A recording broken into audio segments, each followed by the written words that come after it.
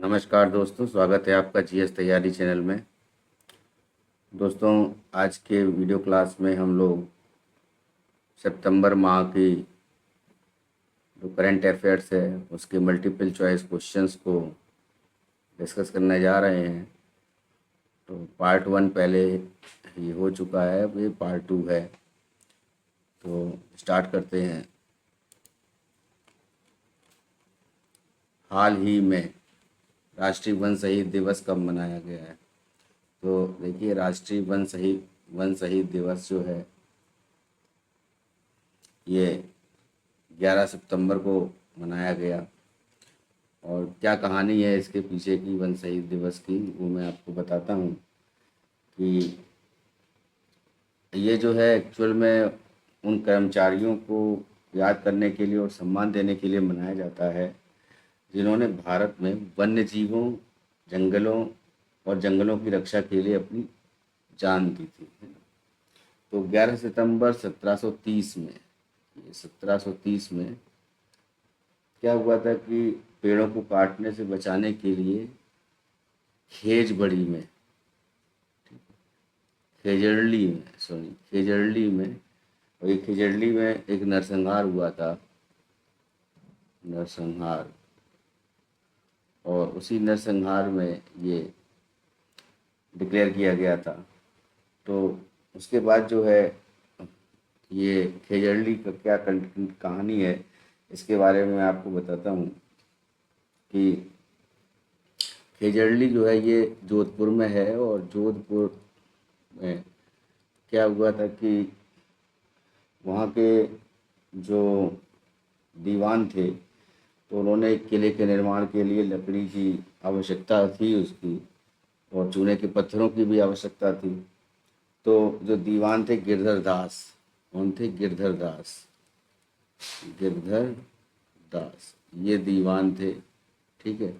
इन्होंने क्या किया था कि लकड़ी की ज़रूरत थी इनको, ये जो किला बनाना था उसके लिए।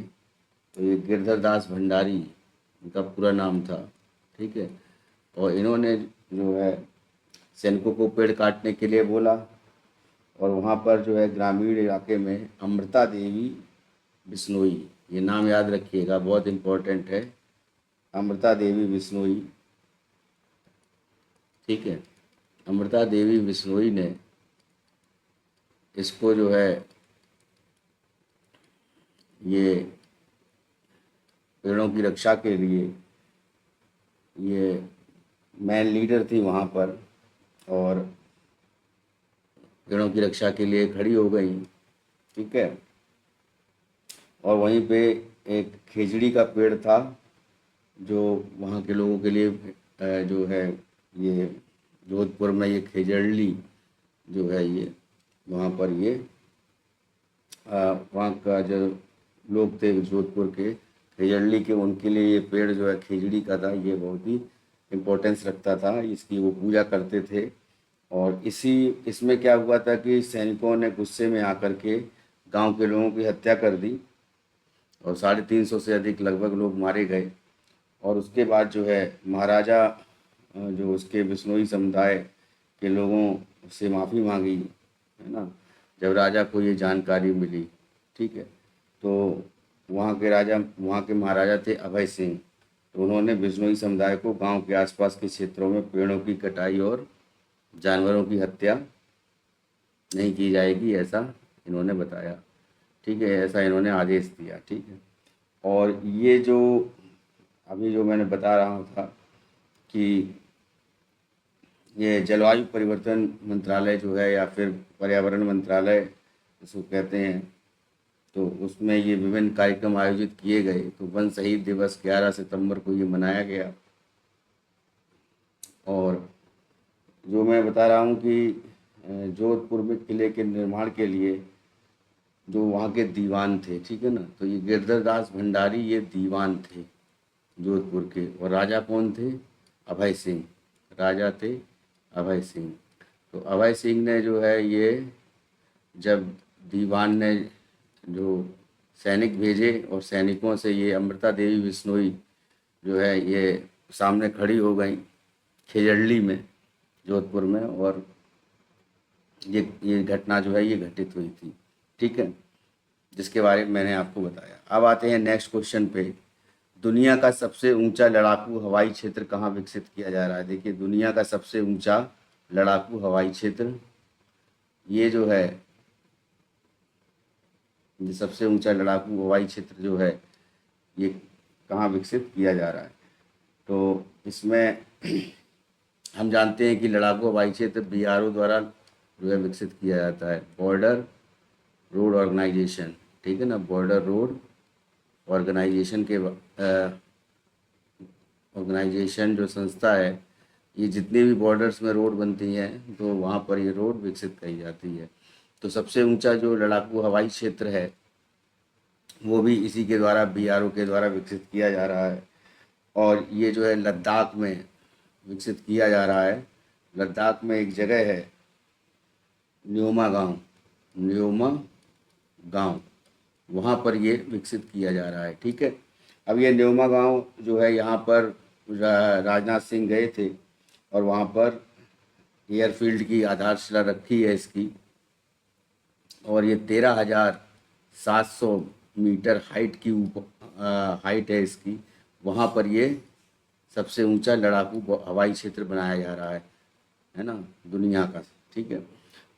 और इसमें जो है ये एक जो झील हम लोग जानते हैं कि पैगोंग है, पैगोंग तसे ये झील है, पैगोंग तसे, और इस झील के किनारे ये स्थित है, ठीक है। तो ये लगभग जो लाइन ऑफ एक्चुअल कंट्रोल है, ठीक है, एलएसी से ये चाइना का बॉर्डर पड़ता है, वहाँ पर 46 किलोमीटर की दूरी है, ठीक है, वहाँ पर ये बनाया जा रहा है, ठीक। तो ये यहाँ पर इसका ये जो दुनिया का सबसे ऊंचा लड़ाकू हवाई क्षेत्र ये है, उसके बारे में मैंने आपको बताया। अब आते हैं नेक्स्ट क्वेश्चन पर कि हाल ही में किस देश ने विदेशी निवेशकों को आकर्षित करने के लिए नई वीज़ा पॉलिसी, नई वीज़ा नीति का अनावरण किया है, यानी उसका उद्घाटन किया है, ठीक है। न्यू वीज़ा पॉलिसी किस देश ने अपनाई है विदेशी निवेशकों को आकर्षित करने के लिए, जो फॉरेन इन्वेस्टर्स हैं उनको आकर्षित करने के लिए। तो इस समय जैसे हम लोग जानते हैं कि पाकिस्तान ये जो है ये इकोनॉमिक क्राइसिस से गुजर रहा है, और इसी ने जो है इकोनॉमिक क्राइसिस से ये गुजर रहा है, और इसी कंट्री ने न्यू वीज़ा पॉलिसी इसको बनाया है। अब ये न्यू वीज़ा पॉलिसी में क्या है इसके बारे में थोड़ा सा मैं आपको बताता हूँ। इसको पेन में पहले चेंज कर देता हूँ, अच्छा पेन कोई, ठीक है। तो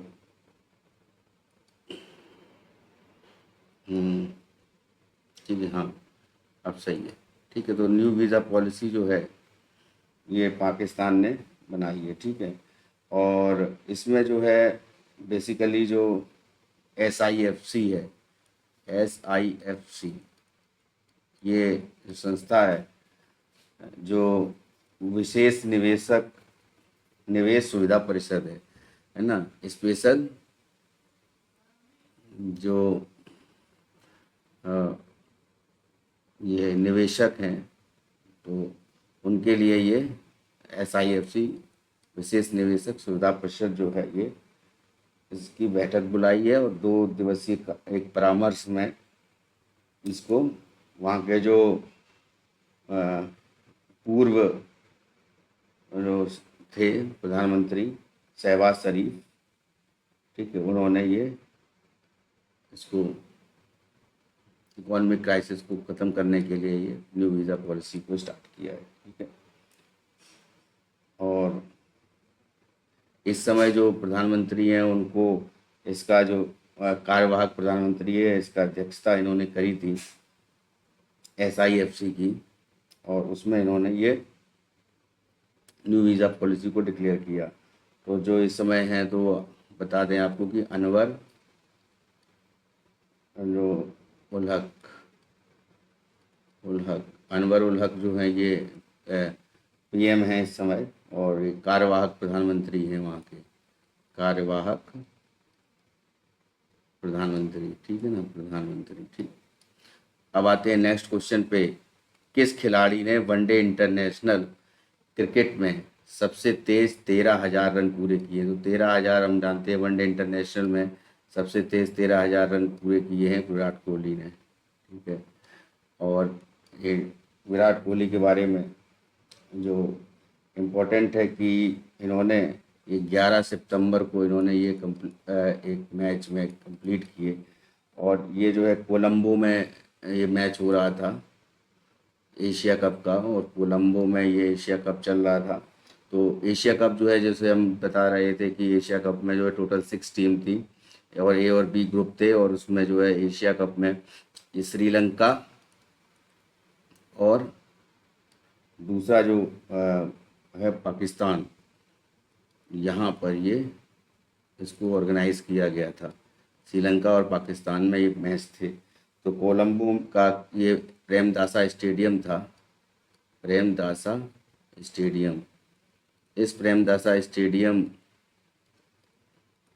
में ये इन्होंने 13,000 रन पूरे किए, और ये एक्चुअल में इनका जो टोटल देखा जाए तो 278 वनडे था, 278 वनडे था, वनडे मैच। ठीक है, और इसमें इन्होंने जो इसी प्रारूप में, जो कहने का मतलब है कि जो ये 50 ओवर का जो मैच है, इस प्रारूप में इनकी ये 267 पारी थी। ठीक है, तो ये दोनों इम्पोर्टेंट है। ठीक है, और उसके बाद नेक्स्ट क्वेश्चन पर आते हैं। भारतीय तटरक्षक बल ने हाल ही में एशियाई तटरक्षक एजेंसियों के प्रमुखों की 19वीं बैठक में कहाँ भाग लिया है? तो भारतीय तटरक्षक बल जो है, इसको कहते हैं जो इंडिया का जो इंडियन कोस्ट गार्ड है, इंडियन कोस्ट गार्ड। ठीक है, तो इंडियन कोस्ट गार्ड ने एशियन का जो कोस्ट गार्ड एजेंसी है, तो उसकी एजेंसीज है, उसकी जो 19वीं बैठक हुई है वो इस इस्तांबुल में ये एक्चुअली में वहाँ पर हुई है। ठीक है, और बेसिकली ये जो है हैकजैम के नाम से बोली गई है, हैकजैम। ठीक है, तो ये एक हैकजैम जो है ये वार्षिक कार्यक्रम है, और इस वार्षिक कार्यक्रम को लेकर ये जो है इसको 19वीं बैठक एशियाई तटरक्षक एजेंसियों की ये हुई है। ठीक है, अब नेक्स्ट आते हैं नेक्स्ट क्वेश्चन पर। इंडोनेशिया मास्टर्स 2023 में पुरुष एकल का खिताब किस खिलाड़ी ने जीता है? तो ये पुरुष एकल का खिताब जो है ये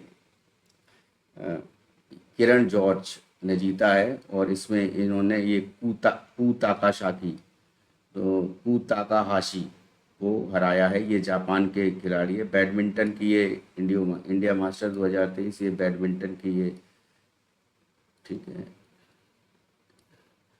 ये चैंपियनशिप है, और इसमें जापान के ये खिलाड़ी हैं, इनको किरण जॉर्ज ने हराया है।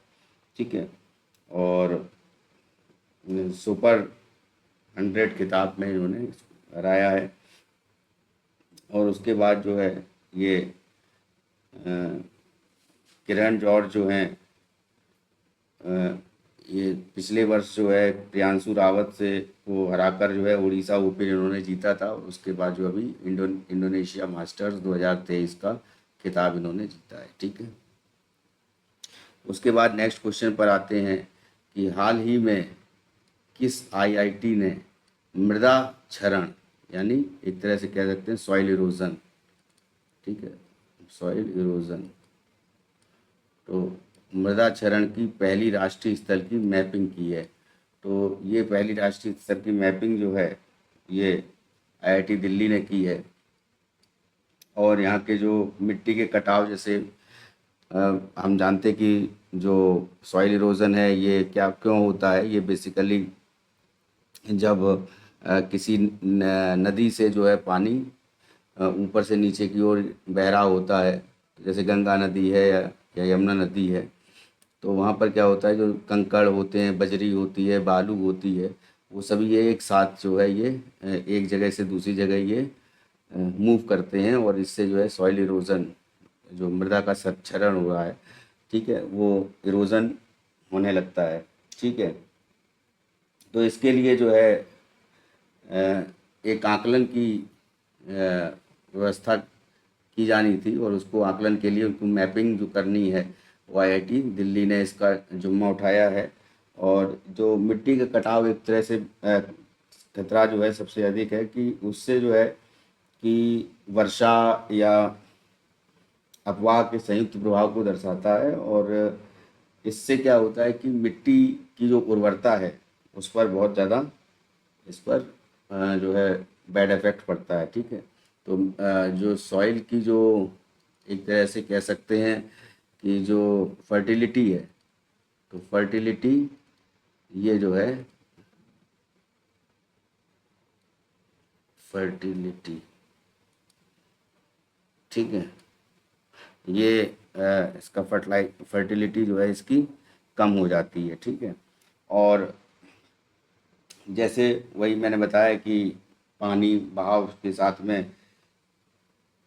अपने साथ मिट्टी के अलग अलग जो कण होते हैं, वो जैसे बालू, बजरी, कंकड़ हैं, गिट्टी, ये सब जो है अपने साथ ये ले जाती हैं। ठीक है, तो इसको रोकने के लिए ये भूमि का जो क्षरण हो रहा है, इसके लिए राष्ट्रीय स्तर की मैपिंग की गई है, और वो जो है आईआईटी दिल्ली के द्वारा की गई है। ठीक है, अब आते हैं नेक्स्ट क्वेश्चन पर कि हाल ही में सैफ अंडर 16 फुटबॉल चैंपियनशिप मतलब चैंपियन कौन बना है। ठीक है, इसमें तो सैफ, ये सैफ अंडर 16 फुटबॉल चैंपियनशिप, ठीक है, तो इसमें जो है ये अभी जो है चैंपियनशिप ये खेली गई है।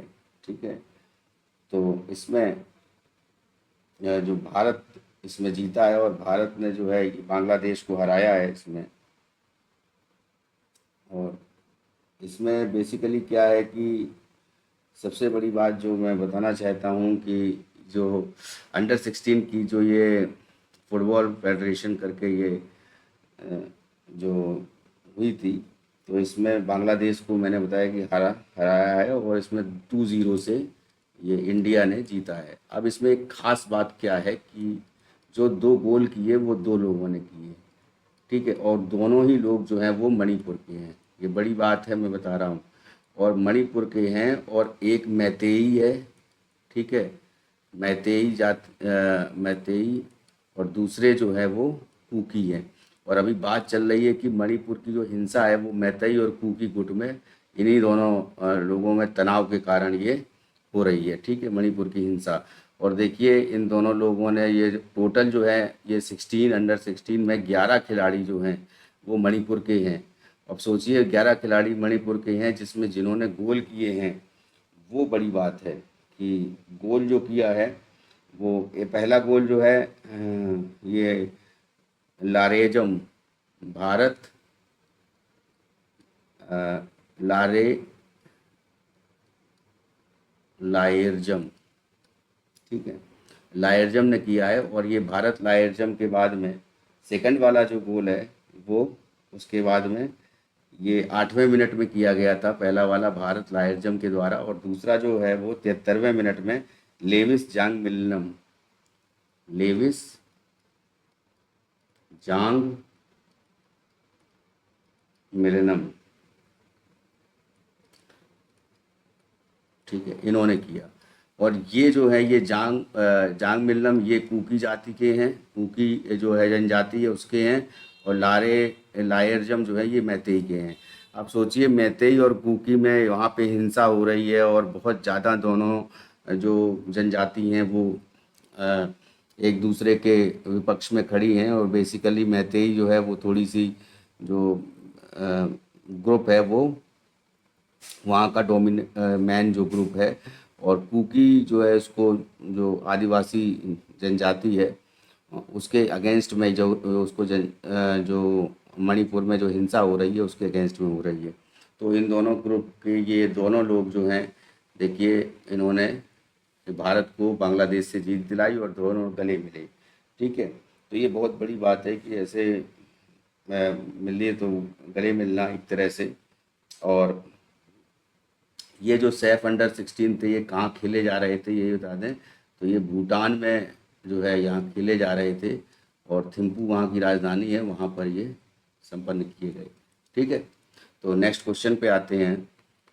ठीक है, सिमोना हालेप, ये बहुत चर्चित नाम है।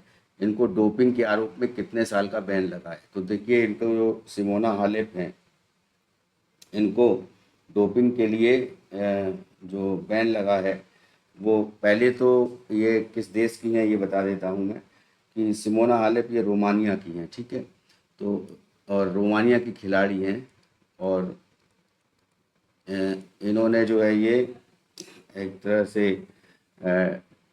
टेनिस की खिलाड़ी हैं, टेनिस की बात चल रही है यहाँ पे, है ना।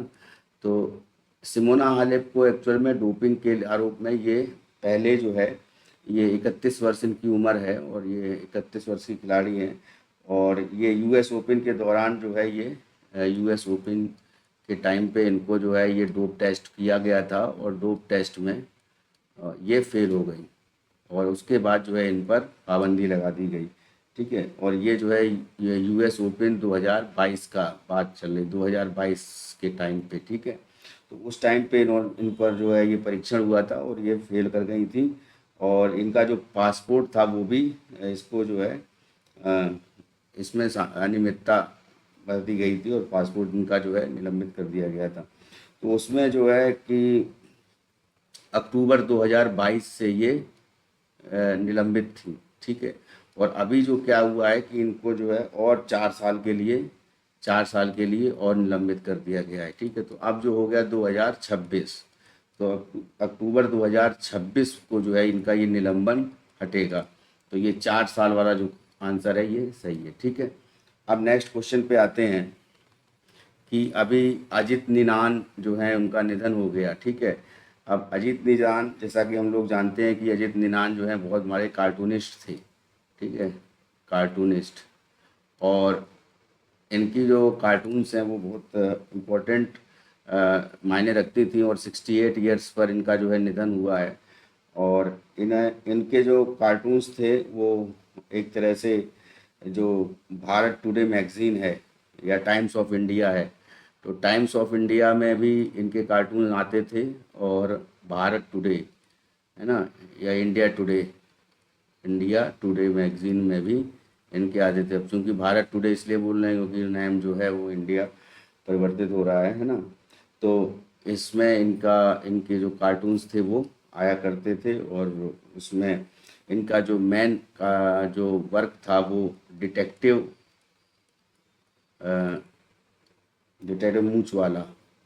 मूंछ वाला। ठीक है, ये इनका मेन वर्क था, और उसके साथ में POOCH, ये पूछ करके इन्होंने, इनका कुत्ता था उसकी भी इन्होंने कार्टून बनाया था। तो ये दोनों कार्टून इनके बहुत फेमस कार्टून रहे हैं, और ये 1980 में ये दिखाए गए थे। ठीक है, तो इनका निधन हो गया अजित निनान का, और ये क्या थे, कार्टूनिस्ट। ठीक है, तो ये एक्चुअल में इसमें ये जो है राजनीतिक कार्टूनिस्ट थे, तो राजनीति से संबंधी जो है ये कार्टून बनाते थे। अब उसके बाद नेक्स्ट जो क्वेश्चन पर आते हैं कि हाल ही में किसने यहाँ पे ये इकट्ठा हो गया है, हाल ही में किसने अजय टू योगी आदित्यनाथ नामक उपन्यास लिखा है? अजय टू योगी आदित्यनाथ, ये आप जानते हैं योगी आदित्यनाथ उत्तर प्रदेश के CM हैं इस समय। ठीक है, और यूपी CM पर ये किताब लिखी गई है। तो ये किसने लिखी है? तो ये जो है एक्चुअल में ये रिसेंटली लॉन्च की गई है, तो ये एक तरह से उपन्यास है ना। तो ये उपन्यास लिखा है, और इसको एशिया बुक ऑफ रिकॉर्ड्स में भी शामिल किया गया है, एशिया बुक ऑफ रिकॉर्ड्स में। अब इसको एशिया बुक ऑफ रिकॉर्ड्स में क्यों शामिल किया गया है ये मैं आपको बताता हूँ, ठीक है। तो ये शांतनु गुप्ता जो हैं ये, इन्होंने ये किताब लिखी है, ठीक है। और इसमें जो है ये उनके जीवन पर आधारित है, बेसिकली इन आदित्यनाथ के ये जीवन पर आधारित है, ठीक है ना, जीवन पर आधारित। अब ये जो बुक है ये बेसिकली उनको बताती है कि किस तरीके से वो जो है उत्तराखंड से आए और उत्तराखंड से होते हुए इनका नाम जो है अजय मोहन बिष्ट था, और इनका फिर उसके बाद योगी आदित्यनाथ के रूप में ये प्रचलित हुए, और उसके बाद जो है गोरखपुर विधानसभा और उसके बाद फिर गोरखपुर लोकसभा से जीते, और इस समय जो है उत्तर प्रदेश के सीएम है। तो ये एक तरह से ये पूरा जो है इनकी जीवनी पर, एक तरह से जीवनी पर ही आधारित है, ठीक है, शांतनु गुप्ता के द्वारा लिखा गया है। नेक्स्ट क्वेश्चन है, हाल ही में किस रेलवे स्टेशन को ग्रीन रेलवे स्टेशन सर्टिफिकेट मिला है, ठीक है। तो ग्रीन रेलवे स्टेशन का मतलब ये है कि वो पर्यावरण को लेकर के बहुत ही सजग रेलवे स्टेशन है। तो ये ग्रीन रेलवे स्टेशन जो है इस समय तो विजयवाड़ा रेलवे स्टेशन है, और विजयवाड़ा ये शहर जो है ये आंध्रा में है, और ये कृष्णा नदी के किनारे बसा हुआ है। ये क्वेश्चन ये याद रखिएगा, कृष्णा नदी के किनारे कौन सा शहर बसा हुआ है, विजयवाड़ा, और इसके जो है ग्रीन रेलवे स्टेशन का सर्टिफिकेट मिला है, ठीक है। अब ये ग्रीन रेलवे स्टेशन आईसीबीसी ने इसको, ये संस्था है जिसके द्वारा इनको दिया गया, तो इंडियन ग्रीन बिल्डिंग काउंसिल, ठीक है ना, तो आईसीबीसी है ना, तो India green building council IGBC होना चाहिए, ठीक है। तो इसमें 2019 में सोने से 2023 में प्लेटिनम तक जो है ये स्टेशन को रेटिंग देता है। तो इसमें जो है ये यहाँ पर क्या हुआ एक्चुअल में, ये रेलवे स्टेशन जो है सभी सुविधाएं हैं इसमें, और स्टार रेटेड बिजली का उपकरण लगे हुए हैं, जैसे 5 स्टार वाले जो उपकरण हैं जो कम बिजली खाते हैं, एलईडी लाइट्स लगी हुई हैं, और उसके बाद साथ साथ जो है वहाँ पर जो फायर एक्सटिंग्विशर्स हैं या फिर फायर हजार्ड को लेकर के, या जितने भी उस वहाँ पर जो प्रबंध किए गए हैं उस स्टेशन पर विजयवाड़ा में, वो एक तरह से बेहतर रेस्टोरेंट है खाने के लिए या फिर बैठने के लिए प्रॉपर जगह है, और प्रॉपर जो है वहाँ पर जो है स्टेशन में हर चीज़ जो है बनाई गई है। और एक तरह ये भी है कि इसके साथ साथ जो है इसमें सबसे बड़ी चीज़ है कि एकल उपयोग वाला प्लास्टिक जो है, सिंगल यूज़ प्लास्टिक, तो सिंगल यूज़ प्लास्टिक जो है ये इसको बैन है एक तरह से, और ये जो है वहाँ पर सिंगल यूज़ प्लास्टिक को जो है कहीं यूज़ नहीं किया जाता है वहाँ पर, ठीक है। तो इसके निपटान के लिए जो है ये मशीनीकृत एक सफाई के लिए जो है एक मशीन लगाई गई है, जिससे ये इसका सिंगल यूज़ प्लास्टिक का जो कचरा है ये इसको मशीन से उसको रीयूजेबल बना दिया जाता है, ठीक है। तो ये याद रखिएगा कि इसको ग्रीन रेलवे स्टेशन सर्टिफिकेट किसको मिला है 2023 में, विजयवाड़ा को। और जैसा कि हम लोग जानते हैं ओवरऑल इस समय अगर रेलवे स्टेशन की बात ना करें, अगर सिटी की बात करें, तो हम लोग जानते हैं कि इंदौर सिटी जो है क्लीनेस्ट सिटी बोली गई है, ठीक है।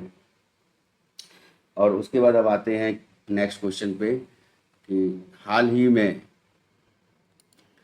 डेनिस ऑस्टिन का निधन हुआ है। डेनिस ऑस्टिन, अब ये डेनिस ऑस्टिन जो थे इनके बारे में मैं आपको बताता हूँ कि ये माइक्रोसॉफ्ट से रिलेटेड का पर्सन थे, तो माइक्रोसॉफ्ट कंपनी से, ठीक है।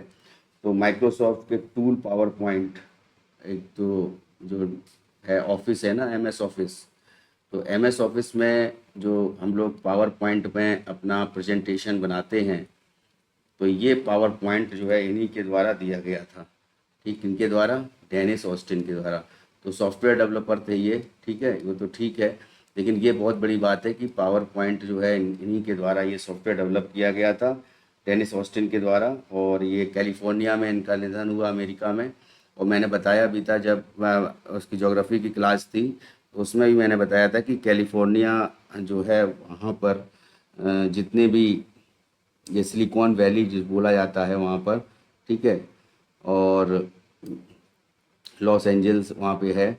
और वहाँ पर जो है Los Angeles and San Francisco, ये दोनों शहर इम्पोर्टेंट हैं। और जो कैलिफोर्निया राज्य है वहाँ पर सिलिकॉन वैली जो है वो पूरा जो जितना भी सॉफ्टवेयर डेवलपमेंट होता है, अलग अलग कंपनी है, चाहे माइक्रोसॉफ्ट हो, चाहे आईबीएम हो या एप्पल हो, जो भी है, तो उसका हेड ऑफिस जो है ज़्यादातर कंपनीज का वहीं पर है। तो इन्होंने पावर पॉइंट को जो है जन्म दिया था। और माफ़ कीजिएगा, तो इनको बीमारी थी और ये जो है 76 साल की उम्र में इनका निधन हुआ है। 76 ईयर्स इनकी एज थी, ठीक है। और माइक्रोसॉफ्ट इनका ने ये पावर पॉइंट को जो है ये 1996 में सेवानिवृत्त हुए थे माइक्रोसॉफ्ट से। 1996 में ये जो है रिटायर्ड हो गए थे, ठीक है, रिटायर्ड। अब आते हैं नेक्स्ट क्वेश्चन पर। हाल ही में किस देश में 10 एयरबस विमान खरीदने के लिए फ्रांस के साथ समझौता किया है?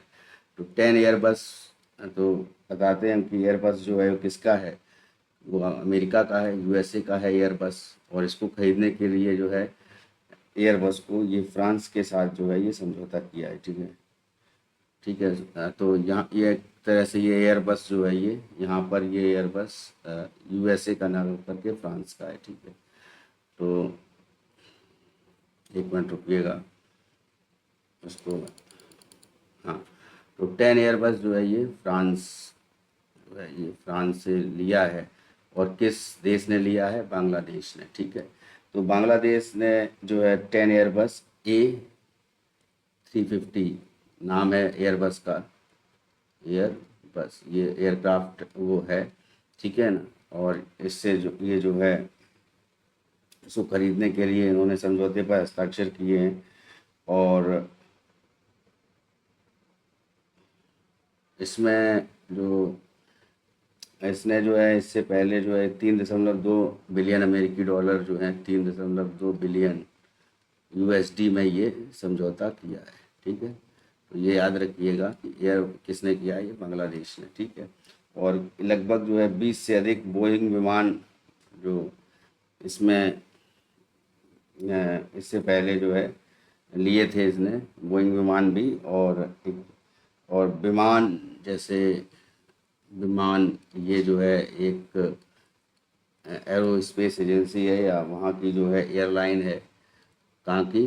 बांग्लादेश की विमान। और ये विमान के लिए इन्होंने ये एयरबस A350 को की जो है एक तरह से खरीदने का समझौता किया है फ्रांस से, ठीक है, 3.2 बिलियन यूएस डॉलर में, ठीक है। और ये बांग्लादेश के द्वारा, ठीक है। तो ये जो विमान जो है वो 50 साल से ऊपर 51 साल पुरानी जो है ये कंपनी है, विमान एयरवेज, ठीक है। नेक्स्ट क्वेश्चन पर आते हैं। प्रतिवर्ष राष्ट्रीय हिंदी दिवस कब मनाया जाता है? तो देखिए, राष्ट्रीय हिंदी दिवस जो है ये हम लोग अच्छी तरह से जानते हैं कि 14 सितंबर को मनाया जाता है, ठीक है। तो पूरी दुनिया में हिंदी भाषा वाले लोग कितने हैं? तो हिंदी भाषा पूरी दुनिया में 80 करोड़ लोग जो है बोलते हैं, ठीक है। अब इसके साथ साथ जो है 1949 में जो है संविधान सभा द्वारा इसको राजभाषा का दर्जा दिया गया था। संविधान सभा द्वारा राजभाषा का दर्जा दिया गया था, ठीक है। और राजभाषा जो है ये हिंदी को पहली बार जो है 1953 में ये राष्ट्रीय हिंदी दिवस मनाया गया था 1953 में, ठीक है। और बेसिकली जो है ये इस समय जो है ये 4th लार्जेस्ट पीपल जो हैं वो 80 करोड़ हैं। मतलब 4th जो है भाषा है जो सबसे ज़्यादा बोली जाती है, ठीक है। 4th लार्जेस्ट जो है लैंग्वेज है, ठीक है ना, ठीक है। और नेक्स्ट क्वेश्चन पर आते हैं कि हाल ही में इयान विल्मुट का निधन हो गया है।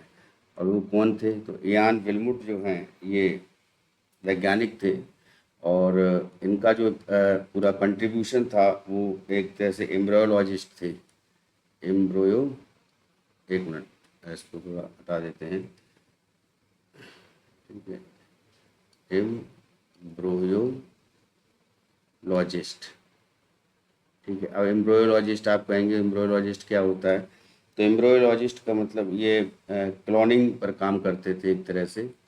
क्लोन, तो क्लोन का मतलब है जैसे एक सिमिलर किसी चीज़ को जो है आकार दे जाना, सेम बिल्कुल एकदम उसका किसी वस्तु का सेम आकार का और सेम तो उसका जो स्ट्रक्चर है बिल्कुल वैसा ही जो है एक नया स्ट्रक्चर फॉर्मेशन कर देना, तो उसको क्लोन किया जाता है, ठीक है। और उसके जो वैज्ञानिक होते हैं वो एम्ब्रोलॉजिस्ट कहे जाते हैं, ठीक है। तो ये विल्मट जो है ये इन्होंने जो है पहला जो भेड़ जो था वो गया था अंतरिक्ष में, डॉली, ठीक है ना। तो डॉली जो है ये भेड़ जो है ये क्लोन भेड़ इन्हीं ने बनाया था, ठीक है। तो इसके बाद जो है ये जो है इनका निधन हुआ है, ठीक है। और ये इस समय जो है 79 ईयर्स ओल्ड थे और ये बेसिकली बहुत ही मशहूर एम्ब्रोलॉजिस्ट थे, ठीक है। और ये ब्रिटेन के थे, ठीक है ना, ब्रिटेन के नागरिक थे, ठीक है। अब नेक्स्ट क्वेश्चन पर आते हैं। हाल ही में कहाँ के शोधकर्ताओं ने कैंसर कोशिकाओं को नष्ट करने के दृष्टिकोण विकसित किया है? ये बहुत इंपॉर्टेंट क्वेश्चन है। कैंसर कोशिका मतलब हम जानते हैं कि जैसे लिम्फ नोड होता है, तो लिम्फ नोड में जो है ये कैंसर के जो सेल्स हैं वहाँ पे ये एक तरह से बहुत ही घातक सेल्स होती हैं, ठीक है। और इसमें जो है ये आईएससी बेंगलोर जो है, Indian institute of sciences Bangalore, इन्होंने जो है यहाँ के शोधकर्ता जो हैं, यहाँ के जो साइंटिस्ट हैं या रिसर्चर्स हैं, उन्होंने ये किया है। तो ये कॉपर सल्फाइड नैनो टेक्नोलॉजी है, कॉपर सल्फाइड, ठीक है, सल्फाइड, कॉपर सल्फाइड का यूज़ किया है। नैनो, इसके जो नैनो पार्टिकल्स हैं कॉपर सल्फाइड के, तो नैनो पार्टिकल्स के द्वारा ये जो कैंसर जो है उसको उसके निदान के लिए कि किस कैंसर कोई बीमारी हो किस तरह से इसको जो है डिजीज़ को ख़त्म किया जा सके, तो कैंसर को के निदान के लिए एक तरह से इसके जो कह सकते हैं कि पूरी तरह से कैंसर को ख़त्म करने के लिए ये इसको कॉपर सल्फाइड नैनो पार्टिकल्स का प्रयोग किया गया। और इस पर जो है इन्होंने रिसर्च की, यहाँ के रिसर्चर्स जो हैं वो कैंसर सेल्स को, एक तरह से क्या होता है कि ऐसी सेल्स का फॉर्मेशन हो जाना जो एक तरह से सिक सेल्स होती हैं, अगर कहने का मतलब है जो इनका फिर उसके बाद में मल्टीप्लिकेशन होता रहता है, होता रहता है और ये सेल्स जो हैं ये कैंसर कारक सेल्स होती हैं और ये जो है पूरी तरह से जो है ये शरीर को जो है मैं पूरी तरह से ये ब्लड के द्वारा जो है पूरे में शरीर में फैल जाती हैं, ठीक है। तो एक्चुअली क्या होता है कि ये इसमें ये कॉपर सल्फाइड के साथ साथ जो है इसको हम लोग बोलते हैं ये सुनहरा गोल्ड के नाम से भी ये जाना जाता है, ठीक है। तो इसके जो नैनो पार्टिकल्स हैं कॉपर सल्फाइड के, ठीक है ना, तो उसका यूज़ किया गया है और कि उसको बताया गया है कि किस तरीके से वो कैंसर डिजीज़ के को एलिमिनेट करने में या उसके प्रिवेंशन में किस तरीके से यूज़ होता है, ठीक है। और ये किया किसने है, यहाँ कहाँ के रिसर्चर्स ने, Indian institute of sciences Bangalore ने, ठीक है। अब आते हैं नेक्स्ट क्वेश्चन पर। नेक्स्ट क्वेश्चन हमारा जो है यह हाल ही में किस भारतीय राज्य ने सेवा क्षेत्र के लिए, देखिए सर्विस के लिए नई नीति को मंजूरी दी है? तो सर्विस के लिए जो पॉलिसी जो है ये उत्तराखंड ने ये ऐसा काम किया है। सेवा क्षेत्र के लिए नई नीति, तो नई पॉलिसी लाई है।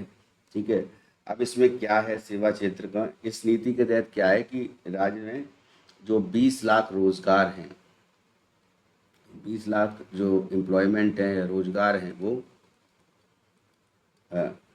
दिए जाएंगे और अवसर पैदा किया, और 10 लाख श्रमिकों को, 10 लाख जो श्रमिक हैं या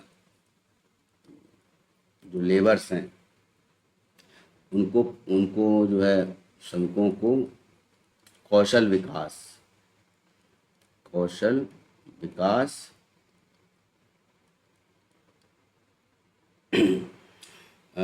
का की सुविधा दी जाएगी और उस पर जो है काम किया जाएगा। ठीक है, तो इनको जो ये 10 लाख श्रमिकों को, इधर 20 लाख रोजगार डेवलप किए जाएंगे। ठीक है, तो जैसा कि हम लोग जानते हैं कि उत्तराखंड के सीएम कौन है, पुष्कर सिंह धामी।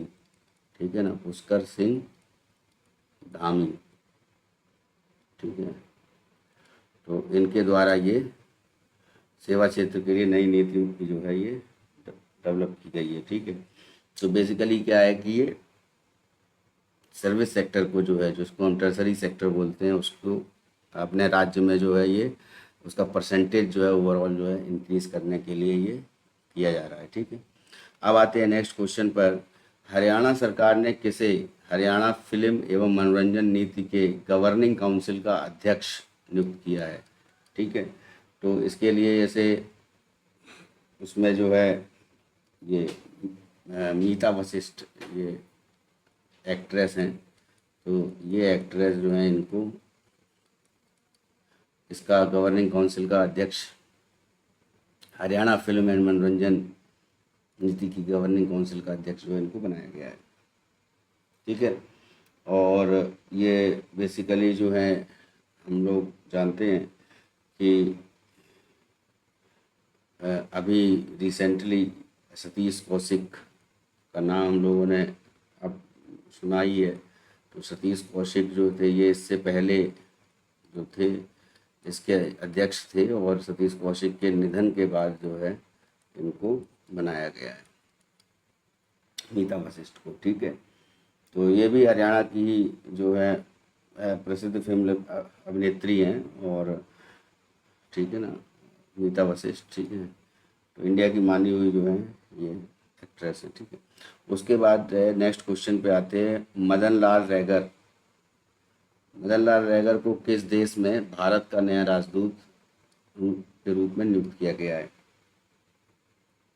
तो मदन लाल रैगर जो हैं ये इंडियन फॉरेन सर्विस में आते हैं, और इनको जो है कॉन्गो गणराज्य का, ये अफ्रीकन महाद्वीप में, जैसे कॉन्गो जो देश है, तो कॉन्गो देश जो है जैसा कि हम लोग जानते हैं ये भूमध्य रेखा जो है, मैंने बताया था आप लोगों को ज्योग्राफी क्लास में जो हो रही है ज्योग्राफी क्लास, तो भूमध्य रेखा जो है, तो भूमध्य रेखा पर जो कि ये कॉन्गो गणराज्य से होती हुई जाती है 0 डिग्री जो इक्वेटर है। ठीक है, और इसकी जो राजधानी है कॉन्गो गणराज्य की वो ब्रेज़ाविल है। क्या है? ब्रेज़ाविल।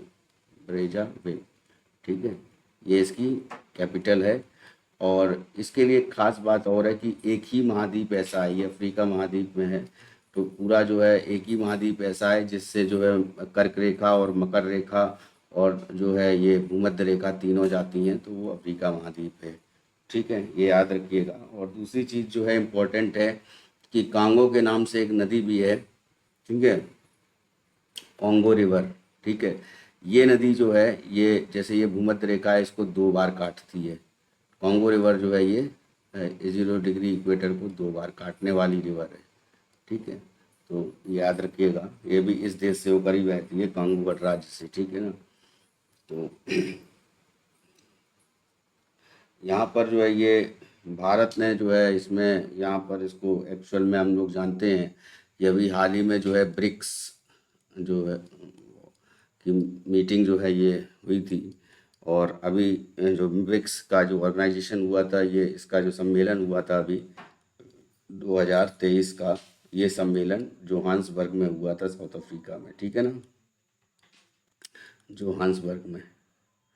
और इसमें एक्चुअली क्या हुआ था कि 6 नए देश जो हैं वो ब्रिक्स में शामिल हो रहे हैं।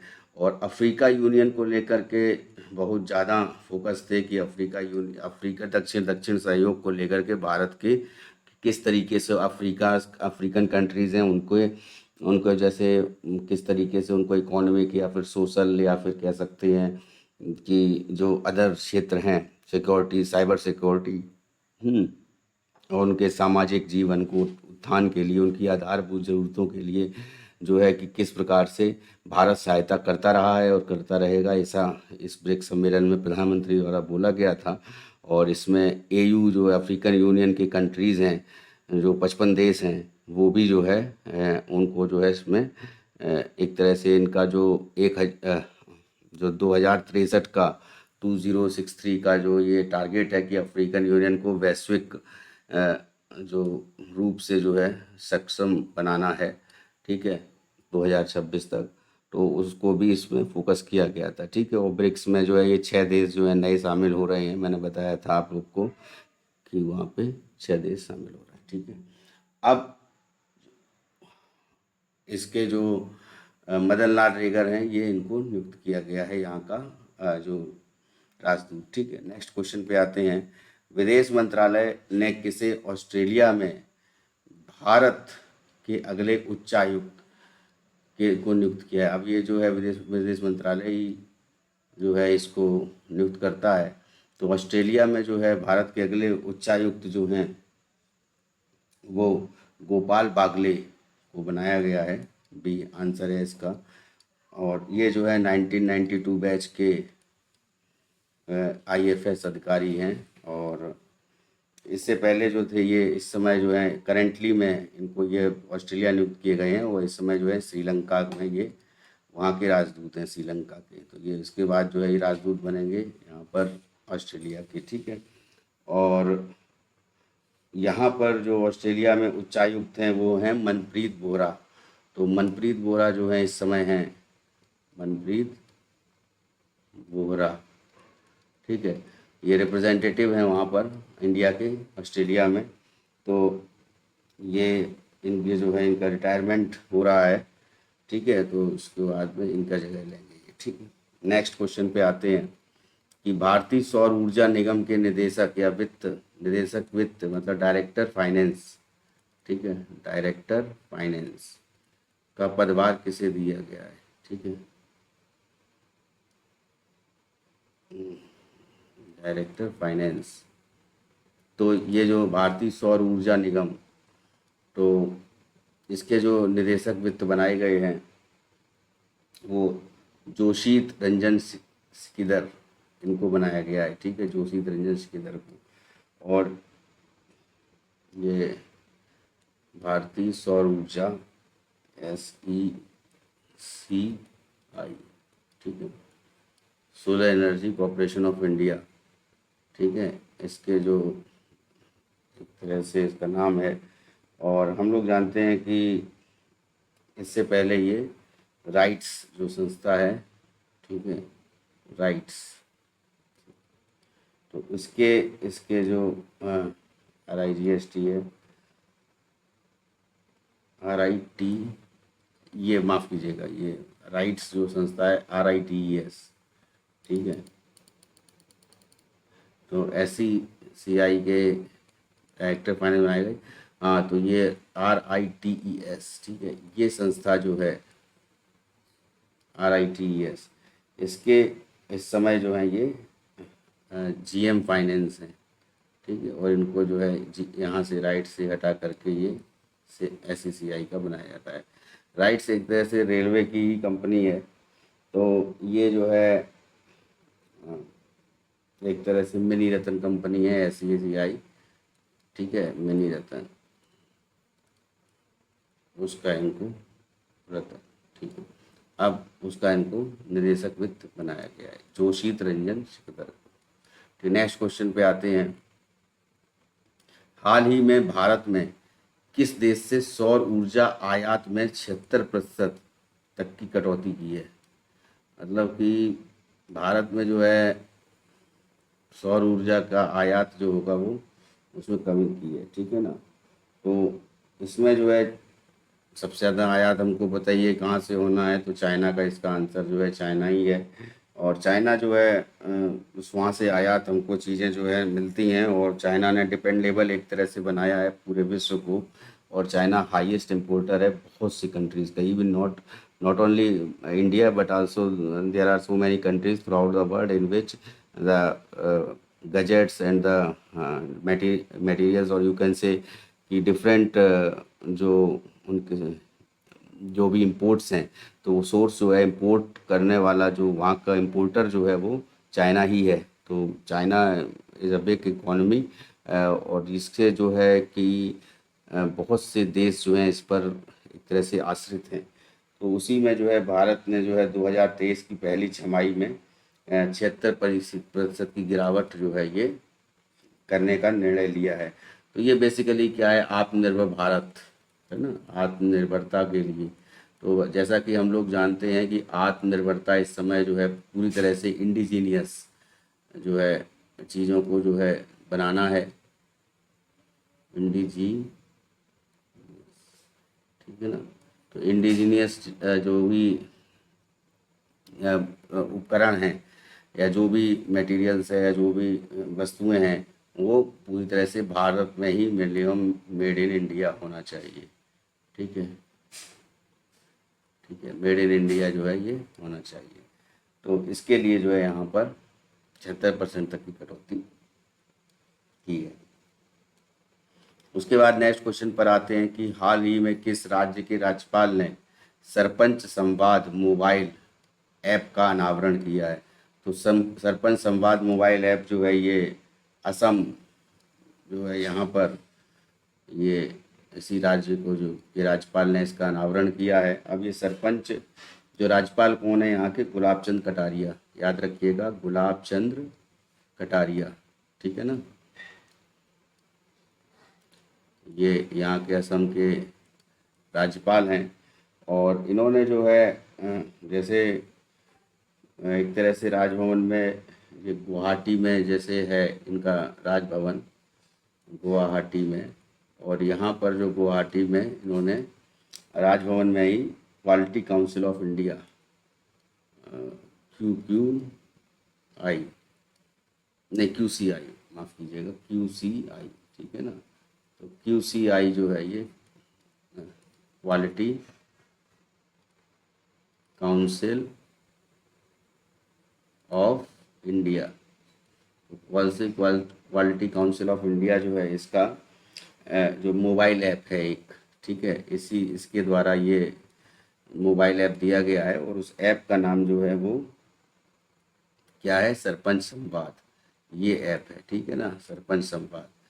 ये याद रखिएगा, बहुत इंपॉर्टेंट है। तो पूछा जा सकता है कि सरपंच संवाद जो है ये किसने स्टार्ट किया है, कौन से राज्य ने, तो असम है। और इसमें क्या है कि अब सरपंच सब जुड़ा हुआ है, तो 25 जो 2.5 लाख सरपंच हैं वहाँ पर, ठीक है, 2.5 लाख सरपंच 2.5 लाख जो है सरपंच है वहाँ पर, वो 2.5 लाख सरपंचों को जो है जोड़ने के उद्देश्य से ये किया गया है। तो जैसे कोई एक तरह से 2.5 लाख सरपंच एक दूसरे से बात कर पाएंगे, अपनी योजनाओं के, अपने क्षेत्र की योजनाओं के बारे में बता पाएंगे, क्षेत्र की समस्याओं के बारे में बता पाएंगे, तो सरपंच आपस में संवाद, और जो साथ साथ जो है वहाँ पर जो ज्ञान का प्रसार होगा, एक तरह से नेटवर्किंग हो जाएगी, ठीक है। तो जो ये एक तरह से ये मंच बना दिया गया है कि इसके द्वारा जो है सारे सरपंच जो है एक दूसरे से बात कर सकेंगे, और एक नई जैसे कोई योजना लानी है या फिर कोई जो प्रॉब्लमेटिक कोई सिचुएशन है उसको कैसे डील करना है, तो वो इसमें क्वालिटी काउंसिल ऑफ इंडिया के द्वारा ये बनाया गया है। और ये असम में ये गुलाब चंद कटेरिया तो यहाँ पर जो है ये बा है, ठीक है, गुलाब चंद कठारिया, ठीक है। नेक्स्ट क्वेश्चन पर आते हैं, विश्व लिम्फोमा जागरूकता दिवस। देखिए हम जानते हैं कि वाइट ब्लड सेल्स होती हैं तो वो लिम्फ नोड में होती हैं, और लिम्फेटिक जो एक तरह से लिम्फ शब्द यूज किया जाता है, ठीक है। तो हिंदी दिवस कब मनाया जाता है, तो विश्व लिम्फोमा जागरूकता दिवस उस वहाँ पर जो है ये वहाँ पर जो हिंदी दिवस है वो कब मनाया जाता है। तो विश्व लिम्फोमा जागरूकता दिवस में हिंदी दिवस जो है ये 15 सितंबर को मनाया जाता है। और इसमें जो है ये बेसिकली ये हिंदी दिवस जो है ये नहीं आएगा टर्म, ये काट दीजिए इसको, ठीक है, ये इसको है ना। तो ये विश्व लिम्फोमा जागरूकता दिवस ये 15 सितंबर को मनाया जाता है। और ये एक तरह से ये क्या है कि लिम्फोमा को लेकर के ही जागरूकता है, लिम्फ नोड को लेकर के। तो जैसा कि हम लोग जानते हैं कि लिम्फेटिक कैंसर होता है या फिर रक्त कैंसर जैसे ब्लड कैंसर होता है। तो ब्लड कैंसर में क्या होता है, जो कैंसर्स में जो सेल्स होती हैं, वो सेल्स जो होती हैं वो एक तरह से वो एक तरह से वो जो कह सकते हैं कि ख़राब सेल्स हो जाती हैं और उनमें डिमेरिट्स आ जाती हैं। एक तरह से वो सेल्स जो हैं वो कैंसर कारक हो जाती हैं, ठीक है। तो कैंसर को के जो ब्लड कैंसर जो होता है ये बेसिकली लिम्फ नोड में होता है, ठीक है। तो इसमें जो है लिम्फ नोड, ठीक है। और ये एक तरह से ये वाइट ब्लड सेल्स का कारण होता है। तो WBC या प्लेटलेट्स का घट जाना वो भी एक तरह से इसी लिम्फ नोड के कारण, लिम्फ नोड में प्रॉब्लम के होने के कारण हो जाता है। और ये लिम्फेटिक सेल जो होती हैं इन्हीं को ब्लड कैंसर बोला जाता है, ठीक है। तो वहाँ पर जो है ये लिम्फोमा जागरूकता दिवस में मनाया जाता है। और इसमें लसिका प्राणी मैंने बताया, लसिका प्रणाली जो है या लिम्फेटिक टेक्नोलॉजी जो है ये उसको यूज़ किया जाता है। तो हम जानते हैं इसमें एक चीज़ और है कि जो ब्लड कैंसर होता है तो कैंसर के डॉक्टर को क्या कहा जाता है, ये भी बहुत एग्ज़ाम पूछा जाता है। तो ऑन्कोलॉजिस्ट जो होता है, ऑन्कोलॉजिस्ट ये कैंसर का जो डॉक्टर होता है उसको ऑन्कोलॉजिस्ट कहा जाता है, ठीक है, याद रखिएगा। उसके बाद जो है ये इंडिया में जो है टाटा मेमोरियल हॉस्पिटल मुंबई में कैंसर हॉस्पिटल है, वो सबसे बड़ा जो है कैंसर हॉस्पिटल माना जाता है, ठीक है। अब आते हैं नेक्स्ट क्वेश्चन पर कि हाल ही में किसने skill India digital platform launch किया है। तो स्किल इंडिया डिजिटल प्लेटफॉर्म जो है ये अभी बेसिकली इसमें है क्या, स्किल इंडिया ये एक तरह से स्किल को डेवलपमेंट करना है, कौशल को जो भी विकास करना है लोगों में, स्किलनेस को डेवलप करना है। तो ये धर्मेंद्र प्रधान जो हैं यहाँ पर ये केंद्रीय शिक्षा एवं कौशल विकास मंत्री हैं। तो इन्होंने ही ये इसका जो है लॉन्च किया है ये स्किल इंडिया डिजिटल प्लेटफॉर्म। अब ये स्किल इंडिया डिजिटल प्लेटफॉर्म है क्या, इसके बारे में आपको बताता हूँ कि ये एक तरह से इसका जो उद्देश्य है, इसका जो इस तरह से ऑब्जेक्टिव है, ठीक है ना, ऑब्जेक्टिव या उद्देश्य है वो ये है कि भारत में जैसे कौशल को विकास करना, ठीक है, यानी स्किलनेस को बढ़ाना। किसी भी व्यक्ति को अगर कोई स्किल आती है तो वो जो है एक स्टार्टअप कर सकता है। तो पहला तो ये, दूसरा शिक्षा के क्षेत्र में जो है इसको डेवलप करना, ठीक है। तीसरा रोजगार के क्षेत्र में डेवलप करना, तो रोजगार जो है वो कौशल से ही आएगा, ठीक है, तो वो भी हो गया, ठीक है। और चौथा जो है इंटरप्रेन्योरशिप यानी उद्यमिता, ठीक है, उद्यमिता जो एक तरह से कह सकते हैं कि कोई कंपनी जो है ऐसे स्टार्टअप होती है। स्टार्टअप का मतलब ये है कि कोई छोटी जगह पर कोई किसी जो है एक तरह से बिल्कुल माइक्रो स्केल पर जो है एक कंपनी को शुरू किया गया। ये MSME सेक्टर में आता है, तो MSME लोन के लिए भी वो अप्लाई कर सकता है। तो ये स्टार्टअप कंपनी जो होती है फिर वो धीरे धीरे ग्रो करती है और जब ये बिलियंस में पहुंच जाती है कंपनी, इसका टर्नओवर बिलियंस में हो जाता है, तब इसको यूनिकॉर्न का नाम दिया जाता है। तो ये याद रखिएगा यूनिकॉर्न क्या होता है, ठीक है, ये भी इम्पोर्टेंट टर्म है, ठीक है। अब आते हैं नेक्स्ट क्वेश्चन पर। तो हाल ही में राष्ट्रपति द्रौपदी मुर्मू जी द्वारा किस राज्य विधानसभा में डिजिटल हाउस का उद्घाटन किया गया। तो ये जो है डिजिटल हाउस जैसा कि हम लोग जानते हैं कि गुजरात विधानसभा है जहाँ पे डिजिटल हाउस का उद्घाटन शुरू किया गया है, ठीक है।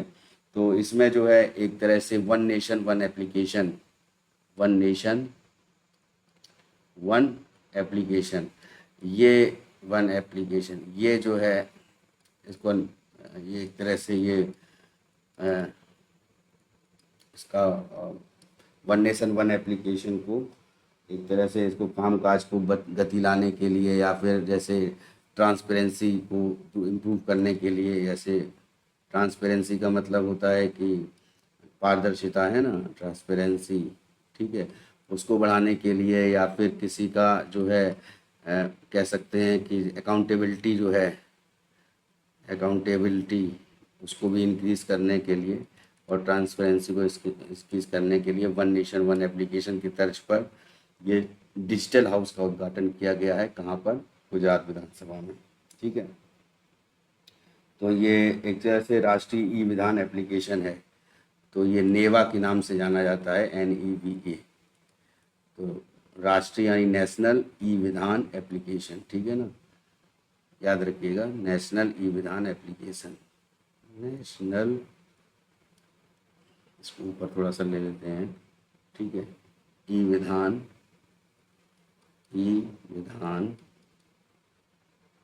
एप्लीकेशन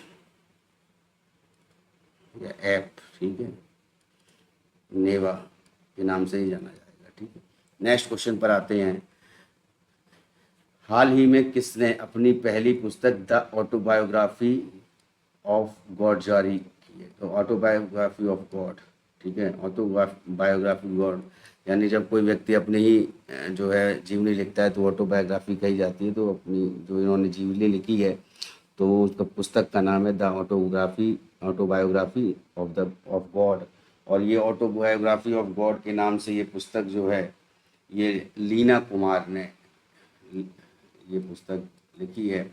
और लीना कुमार जो हैं बेसिकली अभिनेत्री हैं और एक तरह से ये पटकथा लेखक भी रही हैं और एक एंटरप्रेन्योर भी हैं, ठीक है। तो सबसे पहले बात है एक्ट्रेस भी रही हैं और राइटर भी हैं, ठीक है, एंटरप्रेन्योर भी हैं, ठीक है, ठीक नौर, ठीक है, ये एंटरप्रेन्योर भी हैं, ठीक है। और बेसिकली क्या है कि ये भारतीय सिनेमा में जैसे एक तरह से कह सकते हैं कि जैसे द ऑटोबायोग्राफी ऑफ गॉड इन्होंने लिखी है तो ये एक तरह स्वतंत्र आत्माओं के लिए है या विद्रोहियों के लिए या नेताओं के लिए या गुरदूतों के लिए या कोई साधक है उसके लिए। तो तर्क संगति एक तरह से है कि तर्क को लेकर ये बताई गई है कि उन्होंने इसको शामिल किया इन सब चीज़ों को, ठीक है। और इन्होंने जो है एक तरह से ये लीना कुमार जो है ये 25 ईयर्स इनको हो चुके हैं भारतीय सिनेमा में, ठीक है। तो इन्होंने ये जारी की है, ये पुस्तक जो है इन्होंने लिखी है अपनी ऑटोबायोग्राफी, ठीक है ना, अपनी जीवनी। नेक्स्ट क्वेश्चन पर आते हैं कि हाल ही में किस नगर निगम नायक कैश फॉर वेस्ट योजना शुरू की गई है? तो कैश फॉर वेस्ट योजना जो है ये बेसिकली पटना नगर निगम द्वारा चालू की गई है, पटना के नगर निगम द्वारा। अब ये क्या है, पटना नगर निगम में ये क्या है? तो ये एक्चुअली में नगर निगम नायक कैश फॉर वेस्ट योजना है और ये मटेरियल रिकवरी फैसिलिटी है, मटेरियल रिकवरी फैसिलिटी प्रोवाइड करती है। अब ये क्या चीज़ है ये मैं आपको बताता हूँ, ठीक है। ये इसको प्रोवाइड करती है, ठीक है, रिकवरी फैसिलिटी किसकी? मटेरियल की। तो इस योजना में क्या है, जैसे सूखा कचरा है तो उसको कैसे फिर से रिकवर किया जाए, ठीक है। तो सूखा कचरा जो है, सूखे कचरे को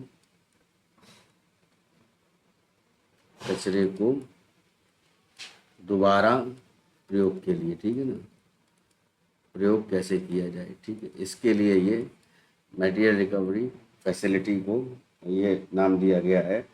तो इसमें जो है जैसे ये इसके साथ साथ एक चीज़ और है कि जो सूखा कचरा है उसको जो है सूखे कचरे को बेचा जाएगा, या कहने का मतलब है इसके लिए उसको एक मूल्य सूची में लगा दी गई है। तो ये मूल्य सूची के हिसाब से इसको बेचा जाएगा और ये बेचने पर क्या होगा, इसको एक तरह से ये रिवर्बिस्ट किया जाएगा, या फिर उसको जो है दोबारा प्रयोग को कैसे लाया जाए, तो उसके लिए इसको बेचा जाएगा। ठीक है, तो इसकी मूल्य सूची जारी कर दी गई है, जारी की जाएगी कि हम घर में जो है सूखा कचरा है, और या फिर इसका जो है इसके अनुसार जो है मूल्य सूची के अनुसार इसको बेचा जा सकता है, और उसके लिए इसको जो है उसको भुगतान किया जाएगा उस व्यक्ति को जो ये सूखा कचरा बेचेगा। और ये बेसिकली जो है महिला श्रमिकों द्वारा चलाया जाता है। ये इस समय जो ये फैसिलिटी है मटेरियल रिकवरी फैसिलिटी, तो उसको और भी इंक्रीज़ किया जाएगा। ठीक है, तो इसमें क्या है कि सूखे कचरे, पहली चीज़ तो है कि सूखे कचरे का जो है दोबारा रीयूज़ कैसे किया जाए। ठीक है, तो और दूसरी चीज़ है कि सूखा कचरा जो है उसको उसकी एक मूल्य सूची प्रदान की जा रही है कि उस नगर निगम के द्वारा कि इतना अमाउंट जो सूखा कचरा है उसका इतना मूल्य जो है निर्धारित किया जाएगा। तो इस तरीके से जो है ये पटना नगर निगम ने स्टार्ट किया है। ठीक है, नेक्स्ट क्वेश्चन पर आते हैं। राज्य मंत्री डॉक्टर जितेंद्र सिंह ने कब एक विशेष अभियान 3.0 पोर्टल लॉन्च किया है? अब ये 3.0 पोर्टल क्या है इसके बारे में बताते हैं। तो ये विशेष अभियान 3.0 है की निगरानी के लिए एक राष्ट्रीय मीडिया केंद्र नई दिल्ली में एक वेब पोर्टल जारी किया है, और वो वेब पोर्टल है scdpm.nic.in। ठीक है, scdpm.nic.in। अब इसको लॉन्च किया गया है। ठीक है, ये 2 से 31 अक्टूबर तक विशेष अभियान है। ठीक है, 2 से 31 अक्टूबर तक ये अभियान चलेगा, और ये विशेष अभियान 3.0। अब ये विशेष अभियान 3.0 क्या है? बेसिकली ये स्वच्छता को लेकर के है। ठीक है, स्वच्छता को लेकर के है कि किस तरीके से हम अपने शहर को और भी स्वच्छ बनाएं, अपने घर को स्वच्छ बनाएं, अपने आसपास के वातावरण है उसको किस तरीके से स्वच्छ बनाएं। तो जितना भी जैसे एक तरह से सरकारी कार्यालयों में जो लंबित मामले हैं उनको भी कम किया जाएगा इससे। ठीक है, तो एक तरह से ये स्वच्छता पर ध्यान केंद्रित करने के साथ साथ जो है जो कार्यालय है, तो कार्यालय में जैसे लंबित मामले हैं, लंबित मामले या फाइल्स जो जैसे होती हैं, तो फाइल्स का बंडल रखा हुआ है बहुत ज़माने से। ठीक है, रूल हाँक रहा है, तो उसको जो है जो लंबित मामले हैं उसको ख़त्म किया जाएगा।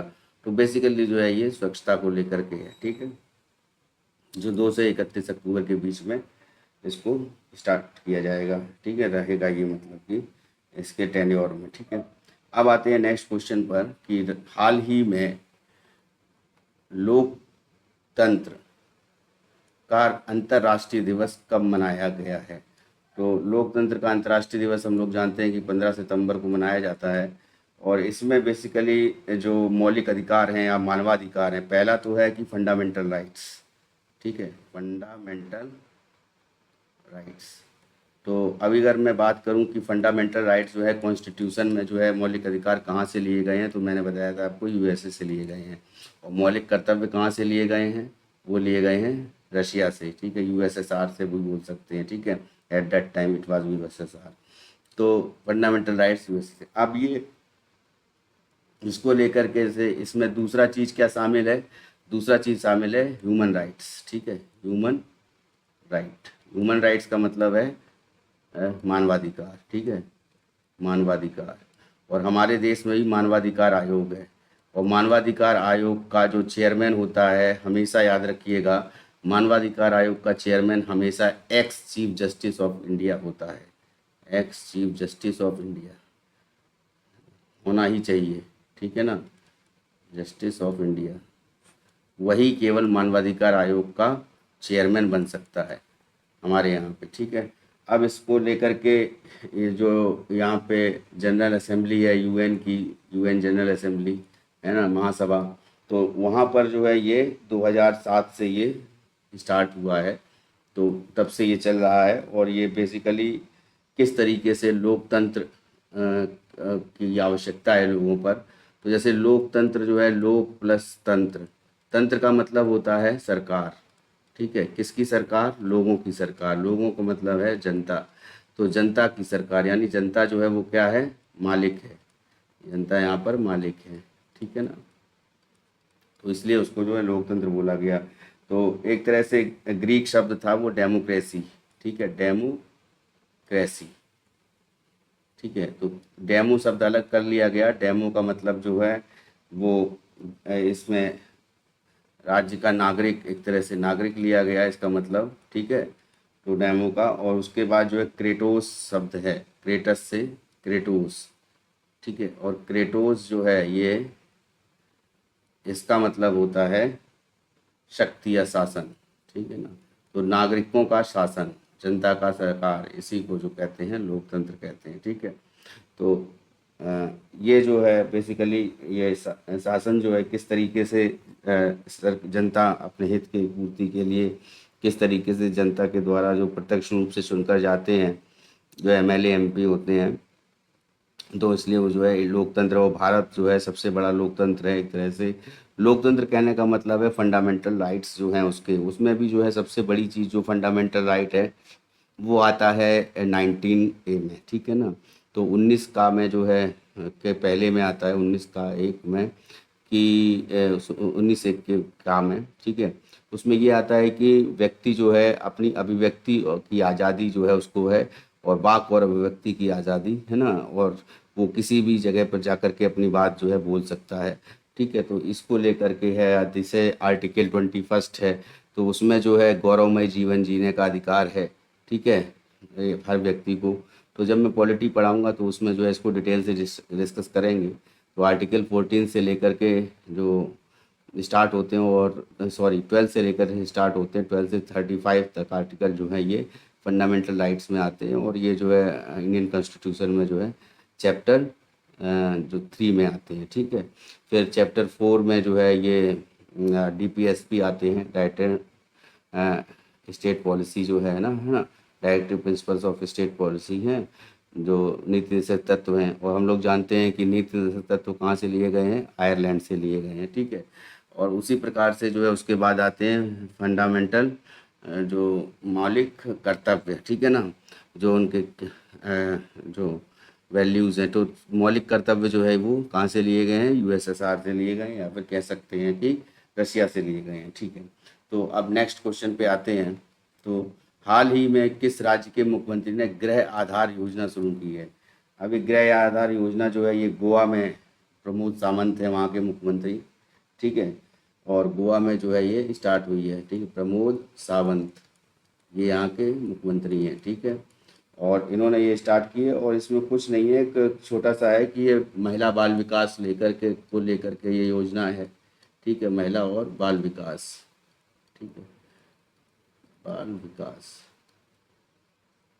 इनको लेकर के, महिलाओं को लेकर के और बाल विकास लेकर कोई योजना है कि गृहिणियों को जो है किस तरीके से, जो महिलाएं जो घर में रहती हैं उनको जो है किस तरीके से आर्थिक रूप से जो है सुदृढ़ बनाया जाए, आर्थिक रूप से उनको किस तरीके से उनको बेटर पोजीशन पे लाया जाए, ठीक है। तो उनकी स्वतंत्रता को कैसे बढ़ाया जाए, पहले आर्थिक दृष्टि से, स्वतंत्रता की दृष्टि से, सामाजिक दृष्टि से भी उनको किस तरह से इम्प्रूव किया जाए, और उनके जीवन की गुणवत्ता जो है वो कैसे इम्प्रूव की जाए, यानी क्वालिटी ऑफ लाइफ जो है वो कैसे इम्प्रूव की जाए, ठीक है।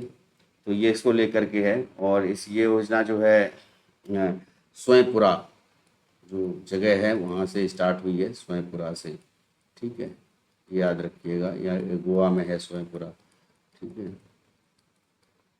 तो महिलाओं को सशक्त करने के लिए भी है, ठीक है। तो इसके लिए चावत ई बाज़ार, चावत वहाँ का जो शब्द है चावत ई बाज़ार, ई बाज़ार भी लॉन्च किया गया है, ठीक है। अब आते हैं नेक्स्ट क्वेश्चन पर। हाल ही में मास्टर कार्ड इंडिया के चेयरपर्सन कौन बने हैं? तो ये रजनीश कुमार बने हैं, एसबीआई के एक्स चेयरमैन थे। तो एसबीआई के एक्स चेयरमैन को जो है ये बनाया गया है, ठीक है, मास्टर कार्ड इंडिया का चेयरपर्सन, ठीक है। और मास्टर कार्ड इंडिया, जैसा कि हम लोग को पता है कि एक तरह से किस तरीके से जो है ये कार्ड के द्वारा जो मनी जो है स्वैप होती है, और किस तरीके से जो है कार्ड के द्वारा ये किस तरह से एक स्थान से दूसरे स्थान मनी को जो है ट्रांसफ़र किया जा सकता है, ट्रांजेक्शन्स किए जा सकते हैं, ठीक है, उसको लेकर के है। तो इनका चेयरपर्सन रजनीश कुमार को बनाया गया है। अब आते हैं नेक्स्ट क्वेश्चन पर कि हाल ही में किस राज्य के मुख्यमंत्री ने मुख्यमंत्री संपूर्ण पुष्टि योजना शुरू की है। तो मुख्यमंत्री संपूर्ण पुष्टि योजना ये जो है ये उड़ीसा राज्य के मुख्यमंत्री हैं नवीन पटनायक, उन्होंने स्टार्ट करी है। और ये बेसिकली है क्या, जैसे माताएं हैं या किशोरियां हैं या मतलब लड़कियां हैं, ठीक है, माताओं बहनों के लिए ये स्टार्ट की गई है।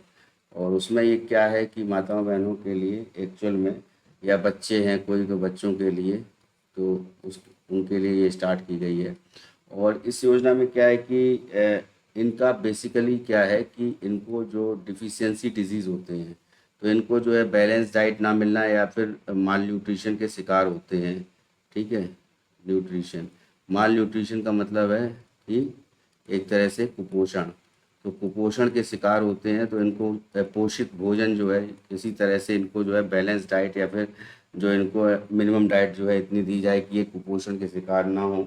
और इसकी जो इसको लेकर के कि उनको पूरा करने के लिए जो पोषण से रिलेटेड जो उनके जो रिक्वायरमेंट्स हैं उनको फुलफ़िल करने के लिए ये स्टार्ट की गई है। और ये इसमें जो है 15 से 19 साल तक के सभी जो है बच्चे भी शामिल हैं, है ना, फीमेल बिटियां शामिल हैं, ठीक है। और आयु की सभी, और इसके साथ साथ जो है उसमें गर्भवती महिलाएं भी शामिल हैं, ठीक है। जो प्रेग्नेंट वुमेन्स होती हैं तो उनको जो है खून की कमी होना या फिर जो कहते हैं कि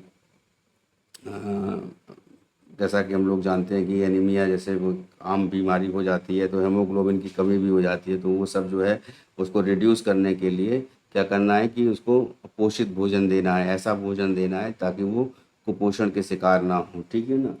और इसमें इसको लेकर के सूखा भोजन एक तरह से उपलब्ध कराया जाएगा, ठीक है, सूखा भोजन, ठीक है, गर्भवती महिलाओं के लिए, ठीक है। इसके लिए इसको सूखा भोजन दिया जाएगा, ठीक है। उसके लिए स्टार्ट करिए ये उड़ीसा नवीन पटनायक जी ने। उसके बाद नेक्स्ट क्वेश्चन पर आते हैं हम, ठीक है। ये है कि इंजीनियर्स डे जो है, नेशनल इंजीनियर्स डे कब मनाया जाता है। तो नेशनल इंजीनियर्स डे जो है ये हम लोग जानते हैं ये 15 सितंबर को मनाया जाता है, ठीक है। तो इसमें जो है हम लोग जानते हैं कि एम विश्वेश्वरैया थे, डॉक्टर एम विश्वेश्वरैया, इनका जन्मदिन है ना, एम विश्वेश्वरैया, ठीक है, डॉक्टर एम विश्वेश्वरैया। और ये सिविल इंजीनियर थे पहले, और मोक्ष गुंडम विश्वेश्वरैया इनको बोलते हैं, मोक्ष गुंडम विश्वेश्वरैया, ठीक है। तो ये पहले सिविल इंजीनियर थे, तो इनको जो है भारत का पहला सिविल इंजीनियर कहा जाता है, first civil engineer of India. तो इसीलिए जो है इनके नाम पर जो है ये इंजीनियर्स डे मनाया जाता है, ठीक है, first civil engineer of India, ठीक है। तो अब इसमें जो है एक चीज़ और है कि ये इनकी जन्मदिन है 15 सितंबर को, इनका ये DOB एक तरह से इनकी, है ना, बर्थडे होता है, तो उसके तौर पर ये मनाया जाता है, ठीक है। और इसमें जो है बेसिकली इनका जो रोल रहा है वो सिविल वर्क्स में बहुत ज़्यादा रहा है। और साथ साथ में जो है जितने भी बांध बनते हैं, जो मतलब कि हाइड्रो इलेक्ट्रिक पावर प्रोजेक्ट्स हैं, उनमें भी इनका बहुत योगदान रहा है डॉक्टर एम विश्वेश्वरैया का, उनको जो है इम्प्रूवमेंट करने में, ठीक है। तो उसके बाद नेक्स्ट क्वेश्चन पे आते हैं कि हाल ही में कौन सी राज्य सरकार भाषा संवर्धन के लिए संस्कृत प्रतिभा खोज प्रतियोगिता का आयोजन कर रही है। भाषाओं को बढ़ाने के लिए संस्कृत प्रतिभा, संस्कृत भाषा को के उन्नयन के लिए, ठीक है ना। तो ये जो है बेसिकली उत्तर प्रदेश सरकार जो है ये संस्कृत भाषा को आगे बढ़ाने के लिए ये स्टार्ट कर रही है। इसमें जो है ये कार्यक्रम जो है ये संस्कृत प्रतिभा खोज प्रतियोगिता का आयोजन कर रही है, और इसके द्वारा जो है छात्रों के बीच जो है जैसे संस्कृत को कैसे बढ़ावा दिया जाए उस पर जो है ये फोकस्ड है। और संस्कृत से जो है ये इसमें किस तरह से उसकी रुचि जो है बच्चों की जो है बच्चों में रुचि जागृत की जाए संस्कृत के प्रति, ठीक है। और साथ साथ जो है कि जैसे संस्कृत के जो विद्वान हुए हैं उनके बारे में बताया जाए, विद्वान, ठीक है, उनके बारे में भी बताया जाए। जैसे कालिदास हैं, ठीक है, तो कालिदास ने जो है मेघदूतम लिखी है, या फिर विक्रमवर्ष लिखी है, या फिर जो है विज्ञान शाकुंतलम लिखी है, या उसी प्रकार से जो है अलग अलग जैसे अमर कोश लिखी गई है अमर सिंह द्वारा, है ना। तो और भी जैसे पुस्तकें हैं, जैसे कह सकते हैं कि लक्ष्मण सेन के द्वारा जो है पुस्तक लिखी गई, जो के टाइम पर जो और भी पुस्तक हैं, ठीक है, के टाइम पर जैसे गीत गोविंद लिखी गई, ठीक है, और उसके बाद में गीत गोविंदम हैं, और उसके बाद जैसे कालिदास के टाइम पर जो है बहुत ज़्यादा उस टाइम पर जो कह सकते हैं गुप्त काल में संस्कृत भाषा का एक तरह से संस्कृत भाषा को प्रमोट किया गया था, और वैष्णव धर्म को भी प्रमोट जो है गुप्त काल में ही किया गया। तो गुप्त काल में जैसे जो नौरत्न थे, तो हम जानते हैं कि अकबर के नौरत्न थे, तो गुप्त काल में भी जो है चंद्रगुप्त द्वितीय के नौरत्न थे। तो संस्कृत भाषा में जो है ये पूरा ऐसे एट दैट टाइम जो है ये कह सकते हैं कि जितने भी आर्यभट्ट थे उनने आर्यभट्टियम लिखी थी, ठीक है, और ऐसे ही जो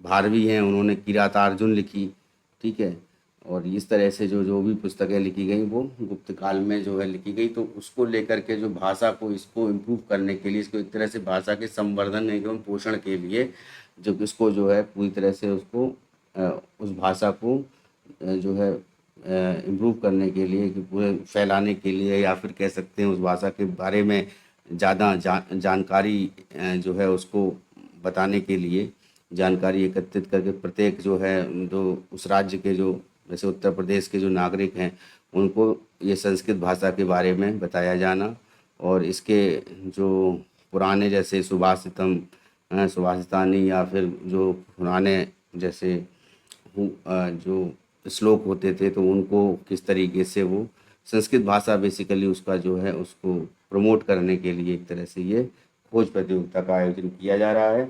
और इसमें जो है बेसिकली 6 से लेकर जो है स्नातकोत्तर तक, स्नातकोत्तर का मतलब है पोस्ट ग्रेजुएट तक, स्नातकोत्तर, है ना, तो ये पोस्ट ग्रेजुएट तक ये जो है 6 से लेकर पोस्ट ग्रेजुएट तक के लोगों को जो है ये संस्कृत सब जो भाषा है उसको प्रमोट करने के लिए ये प्रतियोगिता रखी गई है। और इसमें जो ये भाग लेंगे छात्र, और उसके लिए उनको जो है इसकी जो है इसकी जो एक तरह से वित्तीय सहायता भी उनको प्रदान की जाएगी, ठीक है।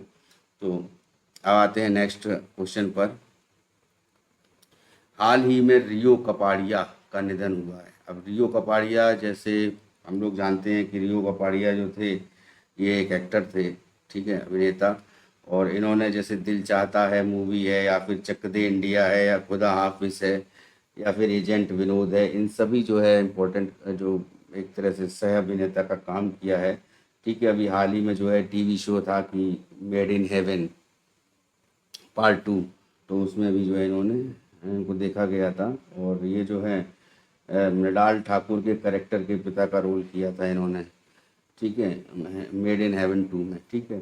तो जैसे और भी जैसे हैं तमाम जो फिल्म है उसमें इन्होंने काम किया है, तो इनका जो है हाल ही में निधन हुआ है। और ये बेसिकली 66 एज था इनका, रियो कपाड़िया की 66 एज पर जो है ये 66 वर्ष की इनकी आयु थी, और इस आयु पर इनका निधन हुआ है, ठीक है।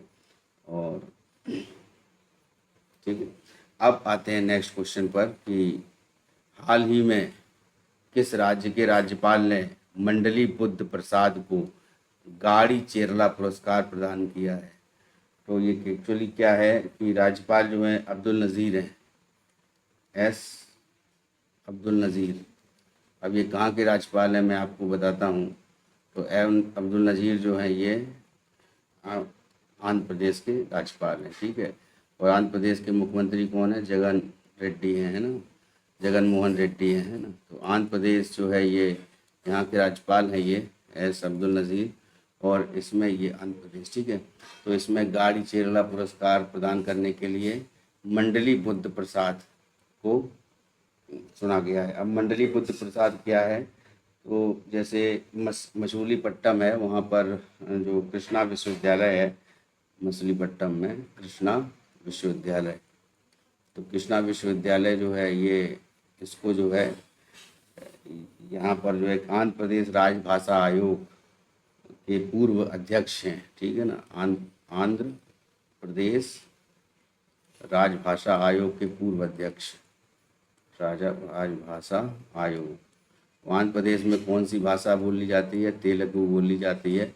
तो इसके जो ये पूर्व चेयरमैन हैं, तो पूर्व अध्यक्ष, ठीक है। और इन्होंने जो है, इनको जो है, इनका ही नाम जो है ये मंडली बुद्ध प्रसाद है, ठीक है। ये मंडली बुद्ध प्रसाद जी हैं, इनको गाड़ी चेरला पुरस्कार जो है वो दिया गया है। और ये एक स्वतंत्रता सेनानी भी रहे हैं। और यहाँ पे जो गाड़ी चेरला है, तो गाड़ी चेरला जो वहाँ के गाड़ी चेरला हरी सर्वोत्तम राव जो हैं वहाँ पर स्वतंत्रता सेनानी रहे हैं। और उनको जो है वो जो पत्रकार, कवि और नाटककार के साथ साथ समाज सुधारक भी रहे हैं, तो उनको लेकर के एक तरह से ये पुरस्कार राज्य सरकार का पुरस्कार है जो दिया जाता है अलग अलग पर्सन्स को। तो आंध्र प्रदेश राजभाषा आयोग के पूर्व अध्यक्ष जो रहे हैं उनको मंडली बुद्ध प्रसाद नाम है उनका, और उनको जो है ये पुरस्कार 2023 का प्रदान किया गया। तो ये करंट अफेयर्स जो भी थी हम लोग की सेकंड पार्ट की थी। तो सितंबर की करंट अफेयर्स अभी चलेंगी, और सितंबर की करंट अफेयर्स में बेसिकली जो एमसीक्यू के माध्यम से ही अभी चलेंगे, और जो इम्पोर्टेंट करंट अफेयर्स होंगे उनको हम लोग कंसीडर करेंगे, ठीक है। अब आपको जो है मैं एक बात बता रहा हूँ कि जिन लोगों ने अभी तक चैनल सब्सक्राइब नहीं किया है वो कर लीजिए, ठीक है। और पीटी का एग्ज़ाम आने वाला है 28 और 29 अक्टूबर को है। और जो लोग अगर सब्जेक्ट की, मेरी अभी ज्योग्राफी की क्लास चल रही हैं, और ज्योग्राफी की क्लास जो है वहाँ पे इस वर्ल्ड ज्योग्राफी और भारत का भूगोल, जैसे इंडियन ज्योग्राफी है वो ख़त्म हो चुकी है। और उसके बाद जो है अभी इस समय जो है फिज़िकल ज्योग्राफी में आज हमने जो है अर्थ के क्रस्ट और मेंटल और कोर के बारे में बताया था कि किस तरीके से जो है अर्थ के ये 3 जो इंटरनल इंटीरियर जो स्ट्रक्चर है वो क्रस्ट मेंटल कोर में डिवाइडेड है। तो ये जो है आप जब जीएस तैयारी ऐप, अब इसमें कैसे आप जानेंगे कि जीएस तैयारी ऐप कौन सा, तो जीएस तैयारी ऐप के नीचे जब आप इसको गूगल प्ले पे डालेंगे जीएस तैयारी को, तो गूगल प्ले पे तो आपको 2 ऐप दिखेंगे। 2 ऐप में एक जो है एजुकेशन करके कुछ है, ठीक है, उसको छोड़ दीजिएगा, जिसमें जीएस तैयारी के नीचे कुछ नहीं लिखा है, ठीक है। उस और जीएस तैयारी ऐप करके नाम ही है इसका, पूरा ऐप भी नाम इसमें जुड़ा हुआ है। इसको आप जो है इंस्टॉल करिए। इंस्टॉल करने के बाद ईमेल एड्रेस मांगेगा, और ईमेल एड्रेस से आप उसको रजिस्टर्ड हो जाइएगा। उसके बाद आप जो है जनरल स्टडीज़ या इंडियन ज्योग्राफी की क्लासेस पर, वीडियो क्लासेस पर जाएंगे, तो आपको जो है वहाँ पर आपको रिकॉर्डेड वीडियो ही मिल जाएंगे, और डेली जो क्लास होती है वो भी उसको मिल जाएगी। बट वो पेड क्लास है, उसके लिए आपको फ़ीस देनी पड़ेगी। तो उसके लिए जो है आप देख सकते हैं कि कांटेक्ट कर सकते हैं, ठीक है। तो gstayari.com@gmail.com पर आप जो है कांटेक्ट करके उसके मेंबर बन के आप ऐप के द्वारा जो क्लासेस ली जा रही हैं जूम ऐप से, और जो हमारा ये जो ऐप है इसके द्वारा, तो जो इनबिल्ट ऐप है, ठीक है, उसके द्वारा जो सब्जेक्ट क्लासेस ली जा रही हैं वहाँ पर भी आप वो ले सकते हैं, ठीक है। इसी प्रकार से टेस्ट सीरीज़ भी हैं, वो भी जो है आप लोग ले सकते हैं, ठीक है। तो आज की क्लास यहीं समाप्त करते हैं। बहुत बहुत धन्यवाद। नेक्स्ट पार्ट में और भी करंट अफेयर्स जो कि इम्पोर्टेंट करंट अफेयर्स उनको लेकर हाजिर होता हूं, और आपके सामने जो है वो करंट अफेयर्स जो हैं, जो बहुत ही इम्पोर्टेंट करंट अफेयर्स हैं, जिनको एग्ज़ाम में पूछा जाना बहुत ही, मतलब एक तरह से बिल्कुल एकदम प्रोबेबिलिटी जिनकी बहुत ही हाई है कि ये क्वेश्चन आ सकता है इससे रिलेटेड, तो उससे रिलेटेड जो है पूरा जो करंट अफेयर्स है वो आप लोग को बताई जाएगी। तो बहुत बहुत धन्यवाद, इस क्लास में इतना ही, ठीक है। और सभी लोगों से ये मेरा आग्रह है कि अपना जो है ये चैनल सब्सक्राइब कर लें, और वीडियो अच्छा लगे तो लाइक ज़रूर करें और शेयर करें, ठीक है। Thank you.